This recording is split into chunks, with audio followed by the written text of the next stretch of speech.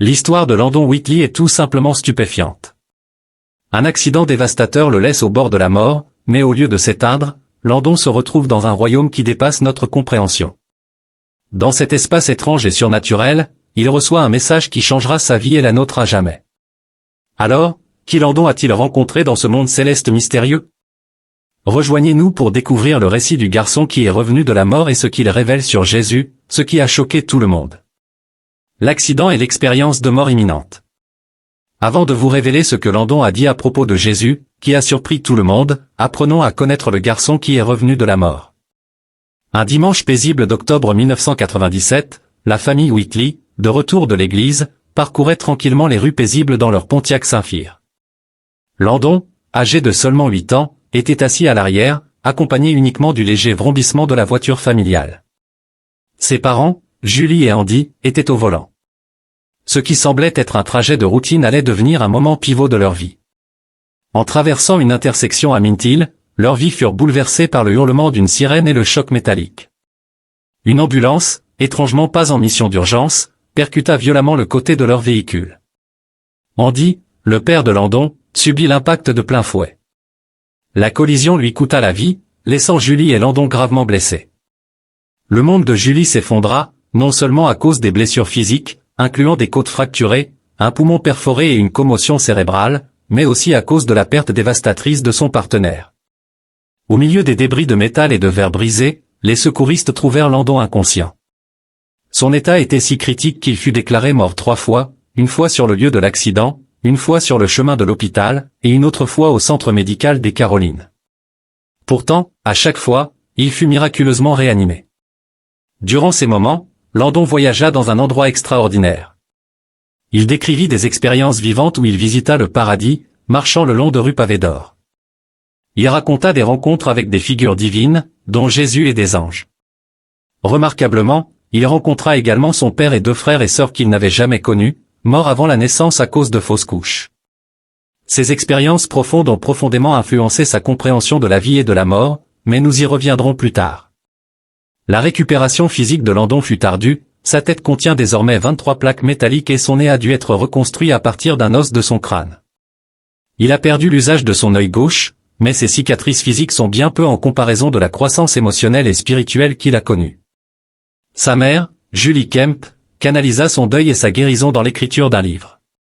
Celui-ci détaille le parcours de leur famille à travers la perte et la guérison, en y intégrant les récits miraculeux des expériences de mort imminente de son fils. À travers son écriture, elle cherche à offrir force et espoir à ceux qui font face à des tragédies similaires, mettant en lumière la résilience inattendue et le soutien qu'elle a trouvé dans sa foi. Aujourd'hui, Landon mène une vie remarquablement ordinaire compte tenu de ses expériences extraordinaires. Son histoire ne parle pas seulement de survie, mais du pouvoir transformateur de la foi et du mystère de ce qui se trouve au-delà de cette vie. Les perspectives qu'il a gagnées au cours de ses expériences de mort imminente offrent un regard unique sur l'existence et l'au-delà, remettant en question notre compréhension de l'un et de l'autre. Julie réfléchit souvent à la force qu'il a portée pendant ces jours sombres, une force qu'elle ne voyait pas lorsqu'elle était en plein cœur de l'épreuve, mais qu'elle reconnaît maintenant en rétrospective. Ces cicatrices émotionnelles sont le témoignage de son amour indéfectible et de la douleur de la perte. Pourtant, son parcours de guérison est un phare pour ceux qui ont vécu des pertes similaires. Quant à Landon, ses souvenirs pointent le paradis et les rencontres de Landon continuent d'inspirer et d'intriguer tous ceux qui entendent son histoire. Le garçon qui est revenu de la mort n'est pas seulement revenu avec une seconde chance de vivre, mais avec un message d'espoir et de renouveau qui résonne encore dans le cœur de nombreuses personnes à travers le monde. Le parcours de Julie à travers le deuil et l'espoir. Quand il s'agit des mères, il existe un esprit indomptable qui semble surgir face à l'adversité, une forme de résilience à la fois profonde et émouvante. Julie Whitley incarne cet esprit. Son parcours à travers les conséquences d'un accident tragique, qui a menacé la vie de son fils Landon et emporté celle de son mari Andy, montre l'incroyable force de l'amour maternel et la profondeur de sa foi. Comme nous l'avons déjà mentionné, à l'automne 1997, la vie de Julie a été irrévocablement bouleversée.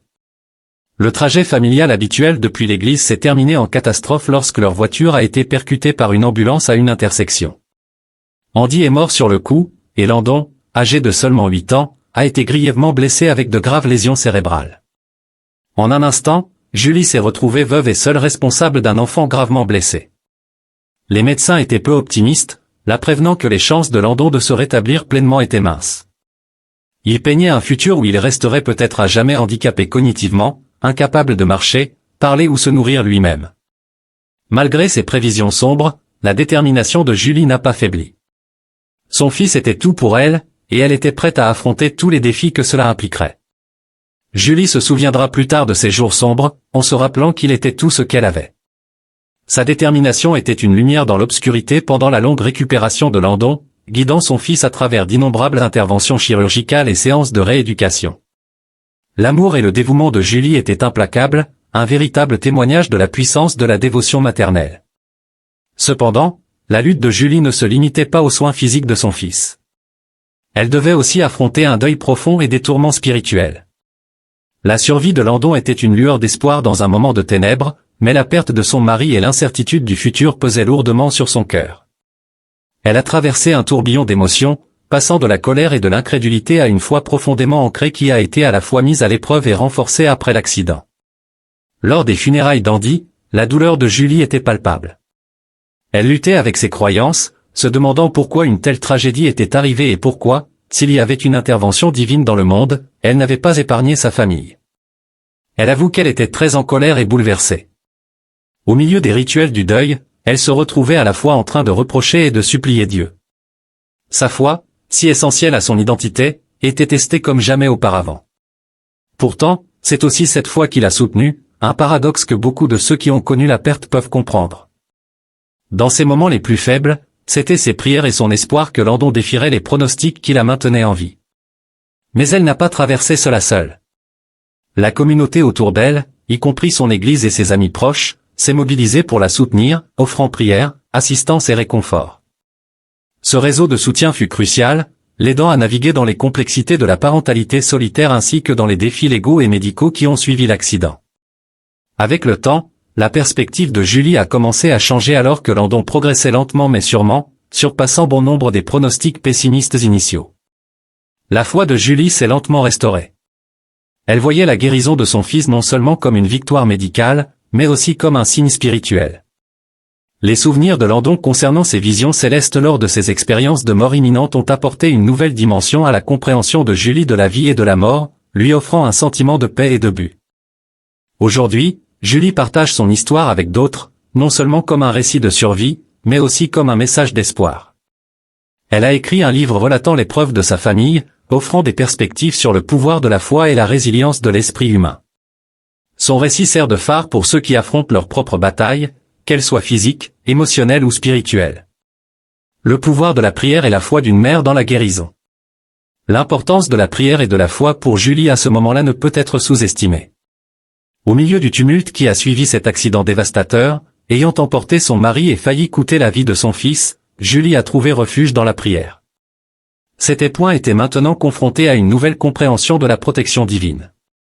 Alors qu'elle avait été tourmentée par des questions sur pourquoi un ange n'avait pas sauvé son mari, elle commençait à réaliser que la présence divine s'était manifestée d'une autre manière, en épargnant son fils. Landon, avec une clarté sereine inhabituelle pour un enfant, parlait de sa rencontre avec Jésus et de la mission qu'il lui avait confiée. Ce n'était pas encore son heure, et il avait un plan pour lui. Les prières incessantes de Julie, murmurées à côté du lit d'hôpital de son fils, avaient, selon elle, trouvé une réponse dans cet éveil miraculeux. Le moment où Landon a ouvert les yeux, sans aucun dommage cérébral malgré les prédictions des médecins, était pour Julie une affirmation profonde. Elle voyait cela comme une réponse claire à ses prières, un miracle qui renforçait sa foi en une présence bienveillante, attentive et répondant à ses appels. Cependant, avec cette joie est venue une épreuve déchirante, celle d'informer Landon du décès de son père. C'était une conversation qu'elle redoutait, un contraste frappant avec l'euphorie de sa guérison.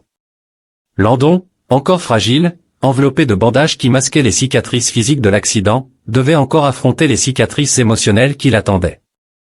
Julie, avec une chaleur maternelle et un courage extraordinaire, s'est engagée dans cette tâche ardue. Elle croyait que la même foi qui les avait soutenus jusque-là les guiderait à travers la douleur de leur perte. En douceur, elle expliqua à Landon ce qui s'était passé, imbu de la même compassion et force que ses prières avaient porté. Mais avant d'aborder directement la perte de son père, Julie avait subtilement préparé Landon en lui demandant de parler de ses rêves pendant qu'il était dans le coma. Ce qu'il a révélé à propos de Jésus a stupéfié tout le monde. Landon, avec une sérénité et une clarté inhabituelles, a commencé à décrire ses rencontres avec des figures divines et des paysages célestes qu'il disait avoir visités. Son récit débuta avec son voyage à travers un lieu qu'il croyait fermement être le paradis. Il parla de chemins pavés d'or et de rencontres avec des anges rayonnant d'une lueur éthérée. Mais ce qui a le plus surpris son entourage, c'était sa description détaillée de Jésus. Landon expliqua que Jésus lui avait dit que son heure n'était pas encore venue, et qu'il avait un plan pour lui. La salle d'hôpital, habituellement animée par les bruits des équipements médicaux, était plongée dans un silence lourd tandis que Landon racontait ses expériences. Même l'infirmière en chef, habituellement sceptique face à de tels récits, se trouvait à reconsidérer ses doutes. Les médecins, tout aussi stupéfaits, ne pouvaient qu'échanger des regards perplexes en écoutant les détails vivants de ces visions. Le choc a été encore plus profond lorsque Landon a révélé qu'il avait rencontré 2 frères ou sœurs qu'il n'avait jamais connus, des enfants que sa mère avait perdus suite à des fausses couches. Ce détail, qui n'avait jamais été mentionné à Landon, apporta une crédibilité troublante à ses propos, puisqu'il parlait de personnes dont il n'avait aucune connaissance possible en temps normal. Pensez un instant à la réaction de Julie. Alors qu'elle s'apprêtait à lui annoncer la mort de son père, elle découvrit que Landon savait déjà, car il l'avait vu au paradis pendant son coma. Julie, luttant pour comprendre les révélations extraordinaires de son fils, se retrouvait à un carrefour émotionnel. Bien que la joie d'avoir son fils de retour fût écrasante, la profondeur de ses expériences et leurs implications spirituelles bouleversaient sa compréhension de la foi. Les certitudes de Landon, affirmant avoir rencontré Jésus et reçu une mission, transformèrent leur vie. Il exprimait désormais un nouveau but, affirmant qu'il vivait selon un plan divin, consacré à répandre l'espoir et la foi sur la base de ses expériences profondes. En réfléchissant à ces événements, la perspective de Julie sur la protection divine lors de l'accident a évolué. Si elle avait initialement été tourmentée par l'idée qu'un ange n'avait pas sauvé son mari, elle comprit progressivement que la présence divine s'était manifestée autrement, en préservant la vie de son fils et en apportant un sens et une mission à leur existence. Julie en vint progressivement à voir la survie de Landon et son parcours spirituel comme des signes d'un plan plus vaste, potentiellement guidé par des protecteurs célestes invisibles. Sa foi, profondément ébranlée au départ, commença à se reconstruire autour de la conviction qu'il vivait bel et bien une histoire écrite par une puissance supérieure. L'histoire de Landon, partagée publiquement par sa mère à travers des conférences et un livre, commença à résonner avec d'autres personnes traversant leurs propres épreuves. Ceux attirés par son récit n'étaient pas seulement des curieux des expériences de mort imminente, mais aussi des gens cherchant du réconfort dans la possibilité d'une vie après la mort et d'un dessein divin. Ces témoignages offraient un rare aperçu des mystères au-delà de la vie, comblant le fossé entre l'existence terrestre et l'éternité spirituelle. Répandre l'espoir à travers un témoignage personnel. Si quelque chose de similaire vous arrivait, il est certain que la foi deviendrait l'élément central de votre vie, tout comme ce fut le cas pour Julie et son fils Landon. Après avoir survécu à un événement catastrophique, leurs vies furent à jamais transformées par ce jour fatidique, les menant sur un chemin de partage d'espoir et de foi, basé sur leurs expériences profondes. Julie trouve une grande joie et un immense sentiment de but en voyant Landon partager son témoignage. Elle explique qu'il s'agit d'une bénédiction immense de voir son fils inspirer les autres avec son récit du paradis. Malgré ses blessures graves et les défis qu'il doit relever au quotidien, notamment 23 plaques métalliques dans sa tête et une perte partielle de la vision, Landon mène une vie que beaucoup considéreraient comme remarquablement ordinaire, mais dans des circonstances extraordinaires. Sa résilience et le soutien de sa mère ont transformé leur douloureux parcours en une mission pour renforcer la foi des autres. Ensemble, ils voyagent, parlent et partagent leur histoire dans diverses congrégations et rassemblements, insistant sur la réalité du paradis, un lieu que Landon affirme avoir vu de ses propres yeux. Ils encouragent les autres à embrasser pleinement leur foi, à vivre de manière vertueuse et à répandre activement l'Évangile. Leur message est clair, vivez une vie qui vous prépare à ce qui vient ensuite et aidez à guider ceux qui sont perdus. Cet engagement envers leur foi et leur désir de partager leur histoire s'aligne avec les enseignements chrétiens plus larges, exhortant les croyants à se préparer pour le retour éventuel de Jésus-Christ. C'est un message qui trouve un écho chez beaucoup, renforçant le besoin de vivre une vie dédiée à la croissance spirituelle et au soutien communautaire. Même le pape François a exprimé l'idée que le paradis n'est pas seulement un lieu, mais un état d'être, un état que Landon et Julie s'efforcent de transmettre à travers leur foi et leur engagement. La vision des anges de Landon Whitley. Des années ont passé, mais cette histoire continue d'intriguer des personnes à travers le monde. Landon a participé à de nombreuses interviews, et dans l'une d'elles, il a offert un récit fascinant de ses rencontres avec des anges lors de ses expériences de mort imminente. Landon a commencé par décrire les anges qu'il a vus pendant ses visites dans ce qu'il croyait être le paradis. Il a expliqué qu'ils étaient vêtus de robes aussi pures que la neige et que leurs ailes étaient inimaginables, grandes, plumeuses et incroyablement majestueuses. Ils se déplaçaient avec une telle grâce que l'on aurait dit qu'ils faisaient partie de l'air lui-même. L'intervieweur, captivé par les images vives de Landon, a approfondi la question en lui demandant de parler des anges dansants et bondissants qu'il avait mentionnés. Landon a expliqué que les anges ne se contentaient pas de flotter ou de monter la garde solennellement, ils étaient actifs et vibrants, bondissant sur des nuages, dansant et célébrant. Leur joie semblait débordante, toute tournée vers la louange de Dieu, une célébration sans fin de sa gloire. La discussion a ensuite légèrement dévié lorsque l'intervieweur a demandé à Landon s'il avait vu d'autres figures et si tout le monde avait des ailes comme les anges. Landon a secoué doucement la tête, expliquant que tout le monde n'avait pas d'ailes. Les anges étaient distincts avec leurs ailes, mais lorsqu'il a vu son père et d'autres personnes, ils ressemblaient exactement à ce qu'ils étaient sur terre, mais en paix et plus radieux, sans ailes.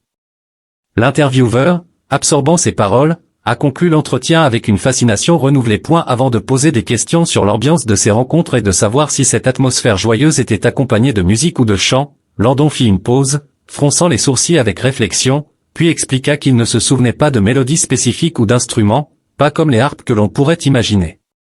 Il expliqua que cela faisait plus de 20 ans, mais que l'atmosphère était emplie d'un type de musique ressentie dans le cœur, une harmonie de joie difficile à décrire avec des mots. La conversation s'orienta ensuite vers l'impact profond de ces expériences. L'intervieweur, curieux et sincère, demanda comment la vision de cette joie angélique avait influencé la vie de Landon, et quelles en étaient les répercussions spirituelles et émotionnelles. Landon confessa que cette expérience l'avait transformé. Savoir qu'une telle beauté et une telle joie existent avait changé sa perception du monde, instillant en lui l'espoir que ce que nous faisons ici-bas a de l'importance. Il sentait qu'il existe un royaume de pure joie qui attend chacun de nous, ce qui donne envie de vivre de manière digne de cet endroit. Alors que l'interview touchait à sa fin, le message de Landon aux téléspectateurs était sincère et inspirant. Il voulait que tout le monde sache que le paradis et les anges existent, et que leur joie dépasse toute compréhension. Il encourageait les gens à garder cet espoir en eux, à vivre en tenant compte de cette réalité et à laisser cela guider leurs interactions avec les autres. Le pape François et l'au-delà. Nous avons mentionné le pape François plus tôt, voyons donc si son opinion sur le paradis nous surprendra autant que le témoignage du garçon revenu de la mort. Récemment, le pape François a tenu une audience où il a abordé des thèmes qui résonnent profondément avec les jeunes et les moins jeunes, l'inévitabilité de la mort et la croyance chrétienne en une vie après la mort au paradis. Depuis le Vatican, il a évoqué un sujet qui touche toute l'humanité, la fin du voyage de la vie et ce qui se trouve au-delà. Dans son discours, le pape François s'est référé à l'Assomption de Marie, un pilier de la foi chrétienne qui célèbre la transition de Marie au paradis en corps et en esprit. Cet événement, a-t-il suggéré, n'honore pas seulement le rôle de Marie, mais éclaire aussi le destin qui attend tous les fidèles, la vie éternelle au paradis. Alors qu'il se tenait devant son audience dans la salle Paul VI, ces paroles semblaient combler le fossé entre l'existence terrestre et la promesse divine. Le pontife, qui montre des signes de fragilité physique, a abordé ces sujets profonds depuis son fauteuil roulant, projetant une image puissante de vulnérabilité et de foi inébranlable. Il a rappelé à ses auditeurs que notre temps sur Terre n'est qu'un prélude à une existence plus grande au-delà, comparée à une naissance qui nous ferait émerger dans un nouveau royaume de l'être. De même que nous naissons dans ce monde, nous renaissons dans l'autre, une continuation spirituelle qui conserve notre essence et notre individualité. S'appuyant sur les Écritures, le pape François a cité la lettre de saint Paul aux Romains, qui évoque la création gémissant dans les douleurs de l'accouchement, symbolisant les luttes et les défis de la vie qui culminent dans une libération transformative vers l'au-delà. Cette métaphore illustre magnifiquement l'espoir chrétien de la rédemption à travers le Christ, qui, selon le pape, prépare une place pour nous dans les royaumes célestes. Le pape François a décrit l'au-delà non seulement comme une continuation, mais comme un enrichissement de l'existence.